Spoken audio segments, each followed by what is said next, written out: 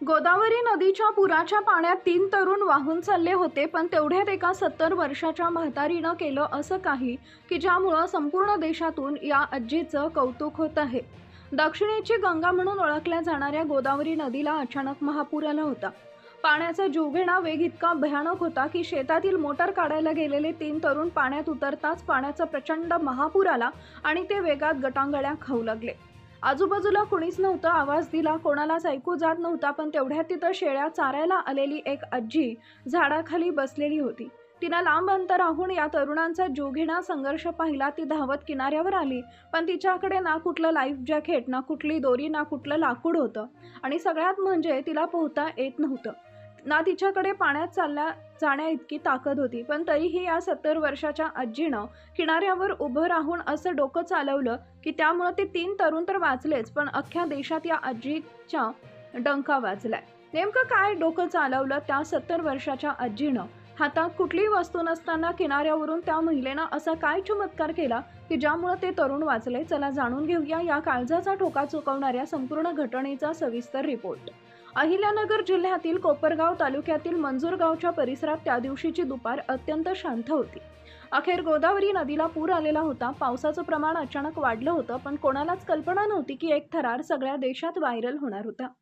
त्या दिवशीच्या दुपारी ही घटना खरोखर घडत होती. आसपास कुणीच नव्हतं, पण आजीनं जे डोकं चालवलं, लोक त्याला चमत्कार म्हणतायत. आभाळ कुट्ट ढगांनी भरलेलं, पावसाची बारीक रिमझिम सुरू, पण हवामानातील गुदमरणारी शांतता काहीतरी मोठं अरिष्ट येणार याची जाणीव करून देत होती.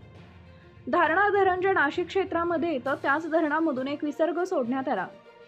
जवळपास 36 तास मुसळधार पाऊस झाला. धरणाची दारं उघडली गेली आणि गोदावरीच्या त्या शांत वाटणाऱ्या पात्रात हजारो क्युसेक पाण्याचा विसर्ग सुरू झाला. एका सेकंदाला लाखो लिटर पाणी त्या नदीच्या पात्रातून वाहत होतं. पण कुणाला कल्पना नव्हती की काही तरुण त्यांच्यात जातील आणि एक मोठा अनर्थ होईल. नदीकाठी राहणाऱ्या लोकांचा या पाण्याच्या अचानक वाढणाऱ्या ताकदीचा अंदाज आला नाही, कारण की काही सेकंदातच पाणी इतकं वाढलं की कुणाला काही कळायच्या आत अनर्थ घडणार होता. पण याच दरम्यान मंजूरगावचे 3 तरुण सख्खे भाऊ आपल्या शेतातील ओलितासाठी बसवलेला कृषी पंप पुराच्या पाण्यात वाहून जाऊ नये म्हणून ते बाहेर काढण्यासाठी नदी पात्राकडे गेले. ती तरुण घरून निघालेले होते. त्यांना सांगण्यात आलं होतं की तेवढा पंप काढून आणा. पण त्यांना माहीत नव्हतं की नदीच्या पाण्याचा वेग वाढलाय आणि आपलाही जीव धोक्यात येऊ शकतो. पण म्हणतात ना, ज्यावेळी असं व्हायचं असतं त्यावेळेस बुद्धी काम करत नाही. त्यावेळेसच तसं घडलं. नदीचं पात्र त्यांना अजूनही संथ वाटत होतं. ते तिथे जसं जाऊ लागले तसं पाण्याचा रंग बदलला.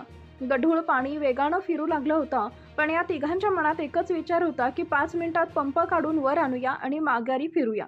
खरं तर ते 3 भाऊ होते. त्यापैकी एक भाऊ म्हणाला देखील, अरे भावांनो, कदाचित पाणी वाढलंय. सकाळी पाणी नितळ होतं, आता पाणी गढूळ झालंय आणि वेगही वाढल्यासारखा वाटतोय. पण त्यातला मधला भाऊ म्हणाला, अरे काय 5 मिनिटात पंप काढून लगेच माघारी फिरू? पण त्यांच्या आयुष्यातली ही सगळ्यात मोठी चूक ठरणार होती. आता त्यांनी पाण्याच्या काठावर पाऊल ठेवलं. पाणी गुडघ्यावर इतकं होतं, पण त्यांना कल्पना नव्हती की दारणा धरणातून आता प्रचंड विसर्ग सुटायला आहे. 100 मीटरच्या अंतरावरच त्यांना आता सगळा मृत्यूचा सापळा दिसत होता. ते तिघे भाऊ पाण्याच्या पात्रात थोडेसे आत सरकले आणि अवघ्या काही सेकंदात गोदावरीच्या शांत पात्राचं रूपांतर एका भयानक महापुरात झालं. याची कल्पना कुणाला नव्हती. मग पहा पुढे काय घडलं. अचानक दूरवरून एक महाभयंकर गडगडाटासारखा आवाज आला.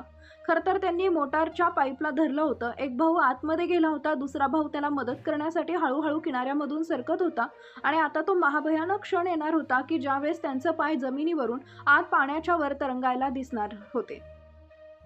कारण की गडगड आवाज झाला. जणू काही डोंगराच्या नदीच्या पात्रातून एखादा मोठा खडकच कोसळला असा आवाज झाला होता. क्षणात पाण्याचा रंग गढूळ लाल झाला. 5 ते 6 फूट उंच पाण्याचा लोंढा थेट त्या तिघांच्या अंगावर धडकला.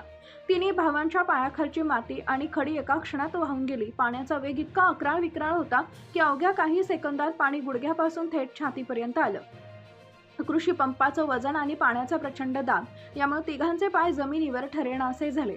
त्यावेळेस तिघेही पळापळा असा म्हणू लागले, काठाकडे सारखा असं म्हणू लागले. तेवढ्यात एका भावानं आकांत केला. मागे फिरण्याचे सगळे मार्ग बंद. प्रवाहाचा प्रेशर इतका भयंकर होता की जणू शेकडो टन वजनाचा प्रवाह त्यांना पुढे ढकलत होता.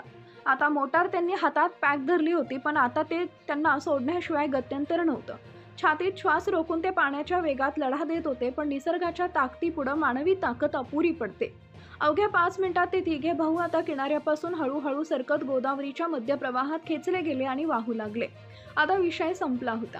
किनाऱ्यापासून 10 फूट अंतरावर असणारे ते जवळपास आता पात्राच्या मधोमध गेले आणि जो व्यक्ती एका पात्राच्या मधोमध जातो तो आजपर्यंत कधीच वाचलेला नाहीये ही त्यांच्या गावातील गोष्ट त्यांना समजू लागली होती.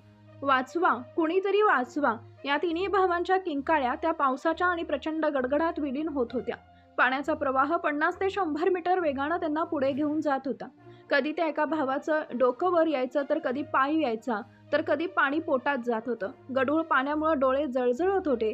किनाऱ्यावर कुठे एखादं काहीतरी दिसत नव्हतं. त्यांना वाटलं एखादा पाण्यात ओंडका वाहल, एखादा खडक लागेल, पण परिस्थिती हाताबाहेर गेली होती. त्यांना अंत दिसत होता सगळीकडे. असं म्हणतात एवढा भयंकर अंधकार पसरला होता. पाण्याच्या वेगामुळे ते लांब जात होते. थेट पाण्याच्या मध्यभागी पात्राच्या फेकले जात होते.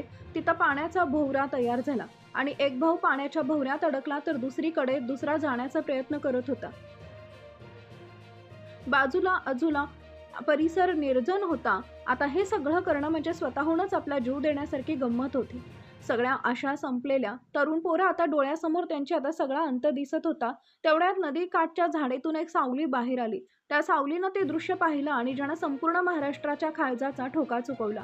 कोण होती ती सावली? ती होती एक महिला जी वयस्कर दिसत होती, ज्यांचं नाव ताराबाई. त्या शेळ्या चारण्यासाठी आल्या होत्या. त्या आजींची नजर अचानक पात्राच्या मध्यभागी गेल्या. त्या 1 किलोमीटर पासून शेळ्या चारत आल्या होत्या आणि रस्त्याच्या कडेला एका झाडाशेजारी बसल्या होत्या.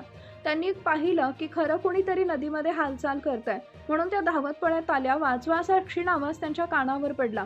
त्यांचं वय, त्या वयस्कर होत्या.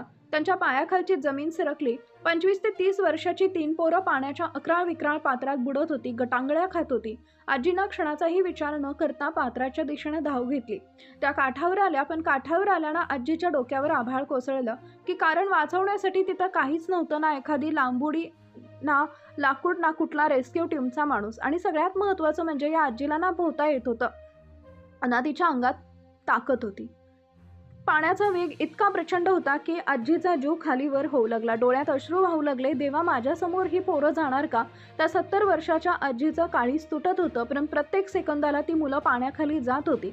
आता एकाच सेकंदाचा उशीर म्हणजे अंतवेळच आणि मृत्यूची अंतिम लढाई. 70 वर्षाची आजी, जिच्या हातात काहीच नव्हतं, तिनं तो जो असा अकल्पनीय आणि ऐतिहासिक निर्णय घेतला. तिनं साक्षात मृत्यूनंही माघार घेतली होती.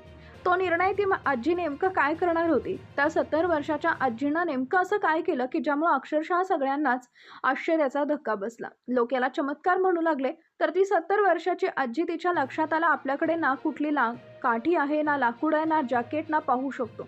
तिच्या लक्षात आलं आपल्या अंगावर एक साडी आहे आणि ती साडी जर आपण मध्ये फेकली तर कदाचित ते त्याला येऊ शकतात. पण तिच्या ना ती कुठली लाजली आणि ना कसली, तिनं पर्वा न करता अक्षरशः अंगावरची ती साडी सोडली आणि त्या साडीचं एक टोक तिनं दगडाला बांधलं आणि दुसरं टोक दगडाला बांधून तिनं जे टोक होतं ते झाडाच्या बुंद्याला बांधलं आणि ती साडी तिनं थेट फेकली.